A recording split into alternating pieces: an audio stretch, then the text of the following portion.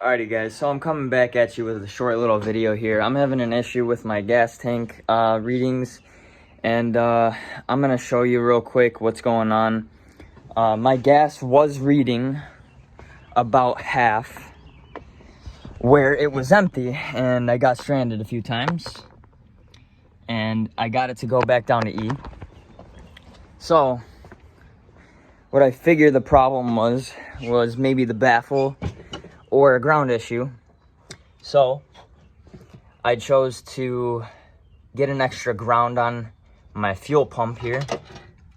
As you can see, that red wire, I just self-tapped into the body and I connected it right over to the sensor right there.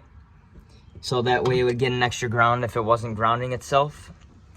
So now I'm gonna try to throw this back in, but I'm honestly thinking about removing the baffle down there because it might be stopping the floater from fully getting down to E. So I'm gonna test this out. I'm gonna see if it works. If it doesn't work, then yeah, I guess we're gonna see what happens from there. So alrighty, so if you're going to go ahead and give your plug a little test here, you're gonna want to put positive on this side and negative on this side with your ohm reader and put it around. I have mine set to 200 ohms. This is from Harbor Freight. I think it's like 10-15 bucks if you guys don't have one. I gave it a test.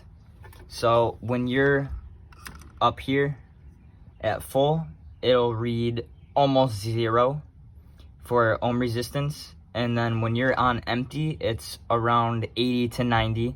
So that means your sensor is good for itself. Alrighty guys, so I seem to have figured out the issue here. So, like I said, get that ground, that extra ground on there, just to make sure it's purely grounded. Then what you're gonna wanna do is make sure it's set to 0, right? And what I did, or what I had to do, was I had to mess with this needle here on my cluster because I think whoever owned this before was messing with it and clocked it around a few times a different way. So what I did was I kind of pulled the needle off where it stopped, and then I put it directly on E when it's set to 0 in the back by the fuel pump. So now it's set to E, and I'm going to show you guys that it works getting to full by just pushing this up all the way.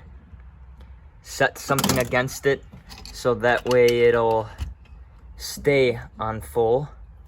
So I have mine propped up, so it should go up to full. And as you can see, it's already rising, and it should stop directly on or a little bit past full.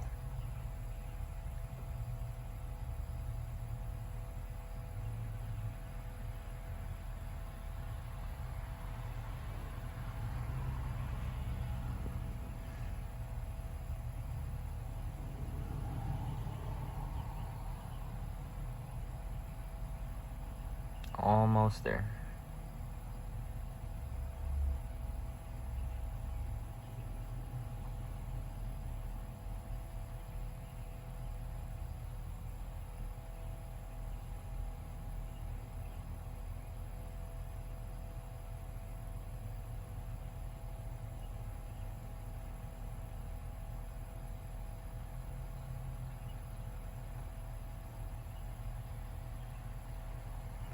And right about there, that's where you'd be on full.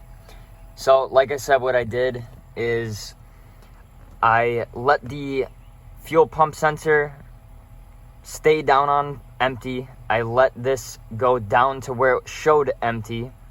Then I pulled the needle off, or you can also clock it around. I chose to pull it off. It is a little tricky and it's a little hard, so I do maybe recommend kind of spinning it around until you think it might be right, and then you can figure out where it comes up and it'll find E. And then I went back there like I just showed you guys, and now it's on full. So I'm gonna test it out, put the fuel pump back in, and then we'll go from there. Alrighty guys, so I went ahead and put everything back together. As you can see, this is where my gas sits right now. I also filled it up with just a little bit more gas just to see if it would go up, and it did. So yep, that's my final resting point. That's where my gas is now. If you guys like the video, please like, comment, subscribe, and I'll see you guys next time. Thanks for watching.